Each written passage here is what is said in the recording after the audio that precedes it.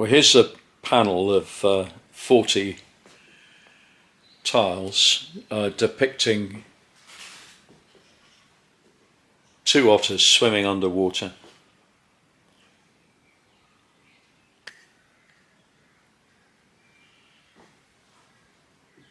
It's not finished. I think Charlotte's got another day to do on this.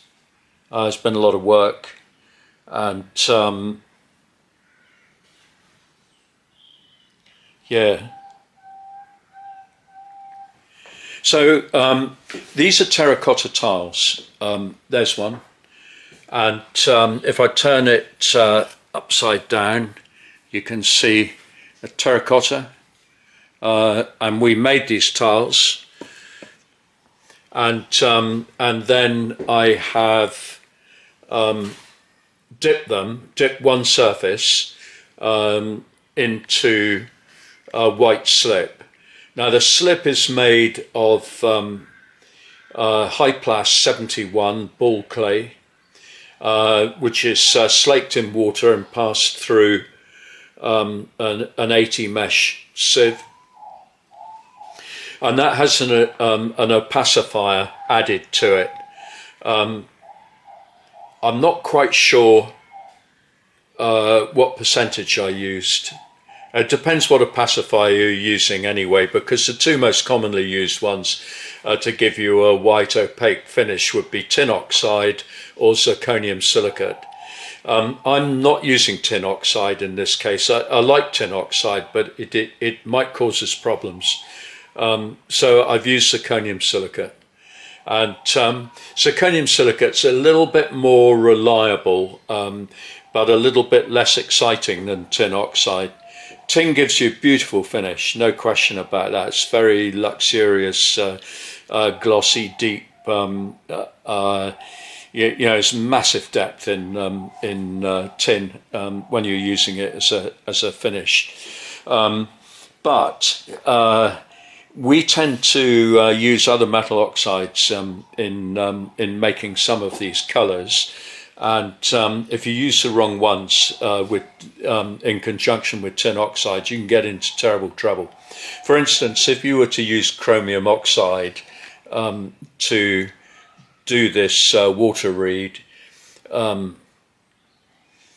you could get a lot of bleed out of pink all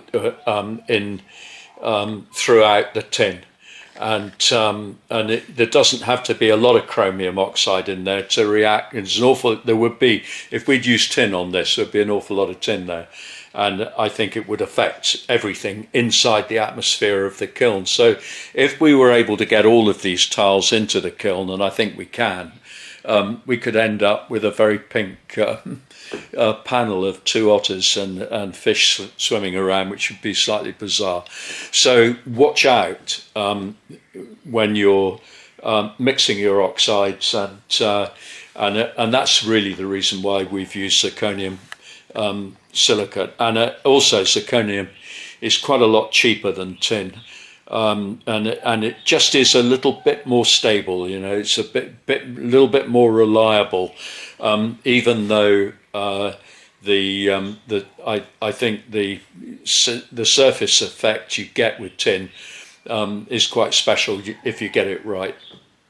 And you might use tin also to deliberately to achieve various effects, but we're not looking for that here, so we haven't done it.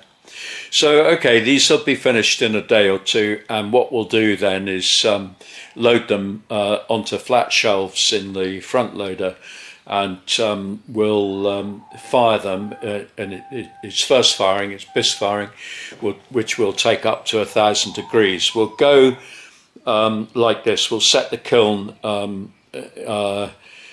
to go about 75 degrees an hour up to 620, and that takes us past the 590s, which is where the water is still chemically bonded, right up to about 594, 97, I forget the exact figure, but the water is still chemically bonded to the clay up until that temperature. So you haven't got rid of the water when you've gone past boiling point.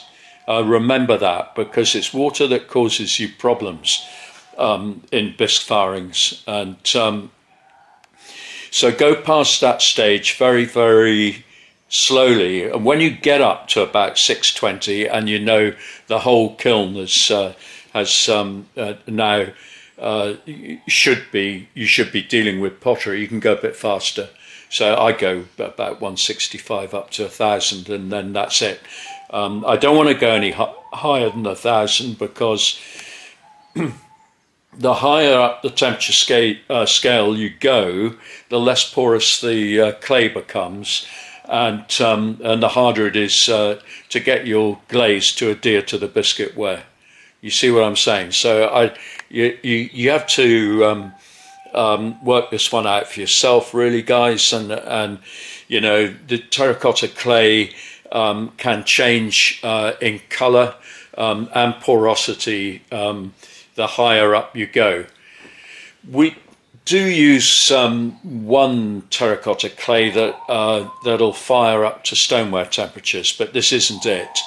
So we're very much in the earthenware orbit here, and we're going to take the glaze firing, which is the second firing, up to 1100. Now, when I get up to 1100, I'm going to keep it at 1100 for an hour.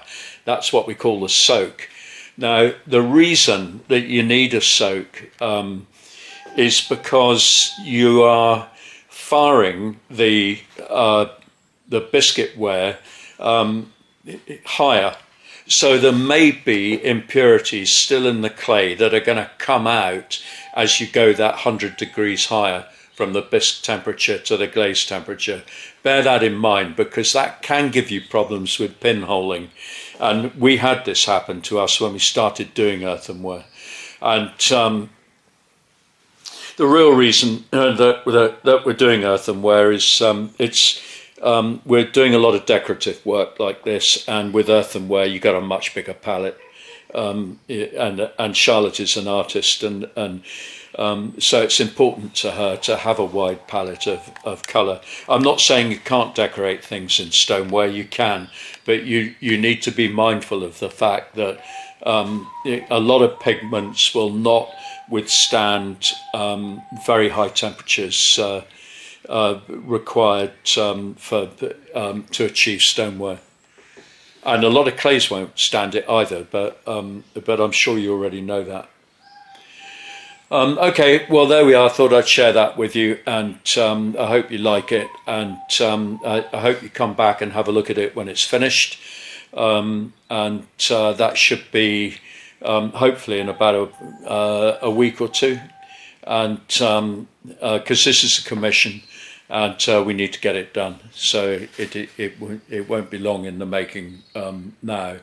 I hope, all things being equal, fingers crossed, and all the rest of it. Anyway, thanks for joining us, guys. Please like and subscribe to the channel. It does help to put stuff out there a bit more, and we are actually just trying to share a bit of technical information, and so, you know, thank you for liking and subscribing, which is free, and hope we'll see you again.